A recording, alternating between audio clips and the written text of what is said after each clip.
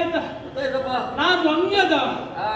ಹೌದು, ಅರ್ಥ ಆಗ್ತದೆ. ಒಮ್ಮೆ ಆಶ್ಚರ್ಯವಾಗಿರ್ಬೇಕಲ್ವಾ? ಯಾಕೆ ಆ ಕಡೆಯಲ್ಲಿ ಕಪಿ ಸೇರಿ ಈ ಕಡೆಯಲ್ಲಿ ರಾಮ ಸೇರಿ ಅದೆಲ್ಲ ಒಂದಿರುವಂತ ಸಂದರ್ಭದಲ್ಲಿ ನಾನಿದ್ದ ಒಂದೇ ಕಾರಣ ಏನು? ನಮ್ಮ ಭಾವನ ಒಂದು ಸಂಧಾನ ಮಾಡಿಕೊಂಡು ಹೋಗುವಂತ ಬಂದೆ. ಹೌದಪ್ಪ. ಅಂದ್ರೆ ಈಗ ಪ್ರಾರಂಭ ಅಲ್ಲ, ಈ ಹಿಂದೆ ರಾವಣನಲ್ಲಿಯೂ ಸಂಧಾನಕ್ಕೆ ಹೋದವಳೆ, ಅದರಲ್ಲಿ ವಿಫಲ ಆಗಿತ್ತು. ಇವತ್ತು ಸಫಲತೆಯನ್ನು ಕಾಂಬತೆಯನ್ನು ಬಂದಿದ್ದೇನೆ. ಯಾಕೆ? ಎಷ್ಟೊಂದು ನಿನ್ನ ಭಾವ ಅಲ್ವಾ? ನಾಳೆ ಹೇಳಿದ ತಕ್ಷಣದಲ್ಲಿ ನೀನು ಬಿಟ್ಟು ಕೊಡ್ತೀನಿ ಅಂತ ತುಂಬ ಭರವಸೆ. ಒಂದು ಸೋಲಲ್ಲ ಅಲ್ಲ. ಹಾಗಾಗಿ ಈಗ ರಾಮನ ವೈರಿಯಾಗಿರುವಂತ ಶಕುಂತ ಮಹಾರಾಜ ನಿನ್ನ ರಕ್ಷಣೆ ಇದ್ದಾನೆ. ಒಳ್ಳೆಯ ಮಾತಿನ ಅವನನ್ನು ಬಿಟ್ಟುಕೊಟ್ಟೆ ಅಂತಾದ್ರೆ ನಿನಗೆ ಒಳ್ಳೆಯದು, ಸಮಸ್ತ ನಾಡಿಗೆ ಒಳಿತಾಗ್ತದೆ. ಕರ್ಕೊಂಡು ಹೋಗ್ಲಿಕ್ಕೆ ಬಂದವ ಸಂಧಾನಕ್ಕೆ. ನೀನು ಹೌದು, ನೀನೇನ್ ಮಾಡ್ಬೇಕು ಅಂತ ಈಗ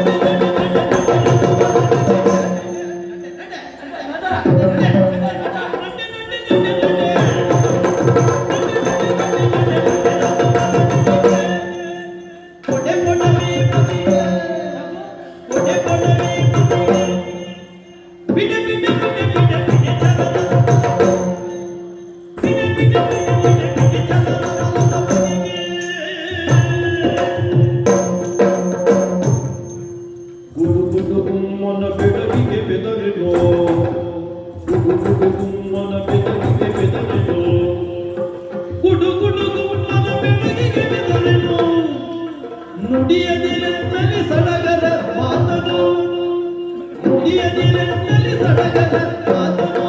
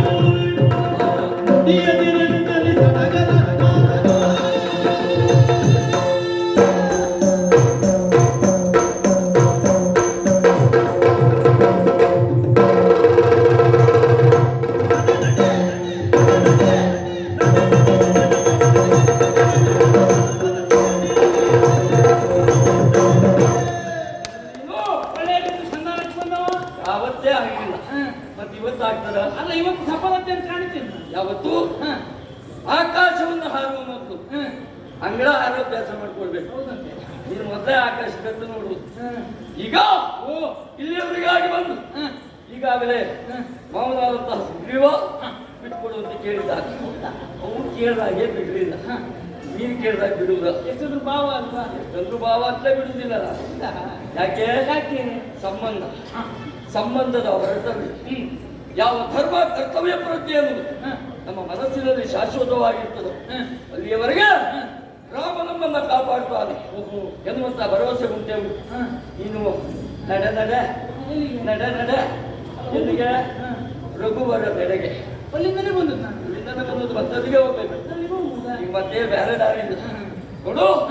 ಯಾವುದೇ ಕಾರಣಕ್ಕೂ ಶಕುಂತಲನ್ನ ಬಿಟ್ಕೊಡುವ ಪ್ರಶ್ನೆ ಇಲ್ಲ. ಒಂದು ಮನಸ್ಸು ಮಾಡಿ ಬಾಬಾ ಹೋಯ್ತು. ಮನಸ್ಸು ಮಾಡೋ ಪ್ರಶ್ನೆಯೂ ಇಲ್ಲ. ಅಲ್ಲ, ಮುಂದೆ ಬೇರೆ ಪ್ರಕಾರ ಆಗ್ತದೆ. ಗುಮ್ಮದ ಬೆರಗಿನ ನುಡಿಯನ್ನ ಆಡಿದ್ರೆ ಹೆದರ್ತೇನೆ ಅಂತ ಇದೆ ಮಾತ್ರ.